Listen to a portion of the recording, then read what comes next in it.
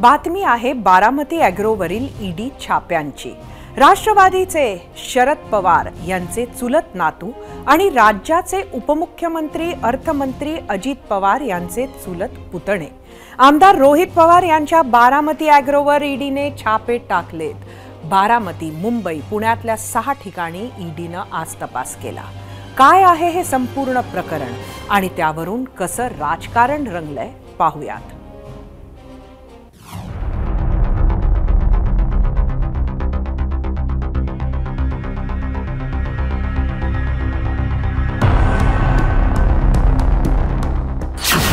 आमदार रोहित पवारांच्या अडचणीत वाढ।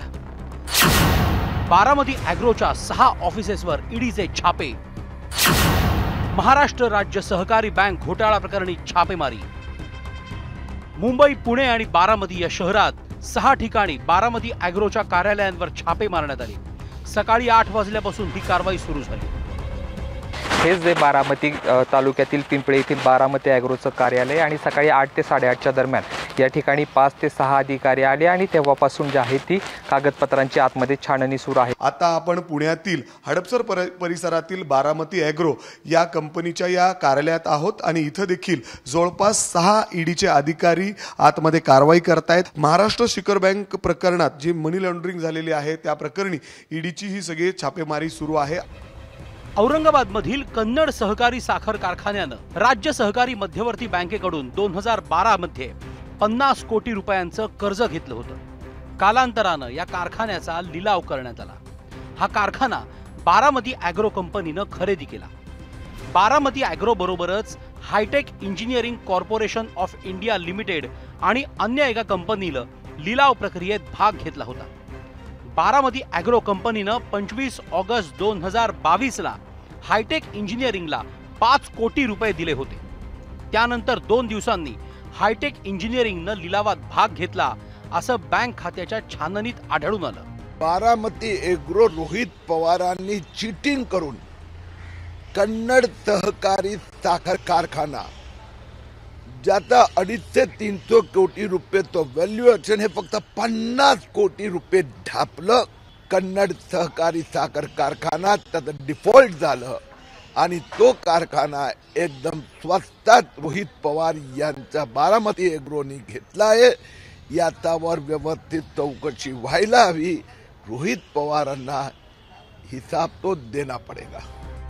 रामावरून काल रोहित पवार आणि आव्हाड यांची जुगलबंदी रंगली होती। मात्र आज आव्हाड रोहित पवारांच्या समर्थनार्थ मैदानात उतरले।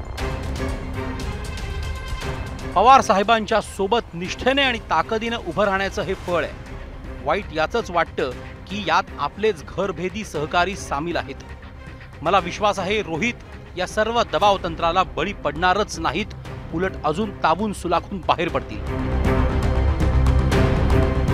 हे काय पहिल्यांदा आमच्यावर हे होत नाहीये। आमच्या घरातले सगळ्यात मोठे बंधू राजेंद्र पवार यांची ही जी कंपनी आहे त्याच्यावर आज रेड झाली आहे। जवळपास 90-95% या ज्या रेड्स होतात तेव्हा हा ईडी म्हणजे आईस इन्कम टॅक्स, सीबीआय आणि ईडी हे जे होतं ते विरोधी पक्षावर होतं हे मी म्हणत नाहीये, तुमचे सगळे चॅनल्स वर्तमानपत्र म्हणतात। ते काय आता वॉशिंग मशीन नव्यानं सुरू करायचा प्रयोग निवडणुकीच्या तोंडावर सुरू केला दिसतो, पण आता जो त्या मशीनमध्ये जाईल तो शुद्ध होऊन बाहेर जाईल, नाही जाईल तर ईडी कारवाईला सामोरं जाईल। आज आपण देशभर ही सगळी स्वच्छता मोहीम त्या ठिकाणी चाललेली आहे याची आपल्या सर्वांना कल्पना आहे आणि त्यामुळे कुठे राजकीय आकाशातून केलं यातून केलं मला वाटतं असे गैरसमज पसरता कामा नये। तुम्ही काही केलं नसेल तर तुम्हाला घाबरण्याचं अजिबात त्या ठिकाणी कारण नाही मला असं वाटतंय। हे सगळे विनाकारण शहीद होण्याचे प्रकार आहेत, स्वतःला घोषित करण्याचे। त्या ठिकाणी जी काही मला माहीत नाही काय रेड झाली आहे नाही झाली आहे, मला त्याकडे कुठलीही माहिती नाही। या सगळ्या गोष्टी त्यांचा बिझनेस आहे, बिझनेस ते करतात, बिझनेसमध्ये अशा गोष्टी होत असतात सगळ्या वेगवेगळ्या। आणि समजा त्यांनी काही केलंच नसेल, त्यांचं सगळं नीट असेल तर त्यांना घाबरण्याची आवश्यकता नाही आहे। याआधी 27 सप्टेंबरला बारामती ॲग्रोचे 2 प्लांट बंद करण्याचे आदेश महाराष्ट्र प्रदूषण नियंत्रण मंडळाने दिले होते। मात्र हायकोर्टाने हे आदेश रद्द करत रोहित पवारांना दिलासा दिला होता। त्यानंतर युवा संघर्ष यात्रा काढत रोहित पवारांनी सरकारला वेळोवेळी धारेवर धरलं। आता महाराष्ट्र राज्य सहकारी बँक घोटाळा प्रकरणात बारामती ॲग्रोवर ईडीची छापेमारी झाल्यानं सरकारनं रोहित पवारांना पुन्हा नवा चेक दिल्याचं मानलं जात आहे. ब्युरो रिपोर्ट, एबीपी माझा.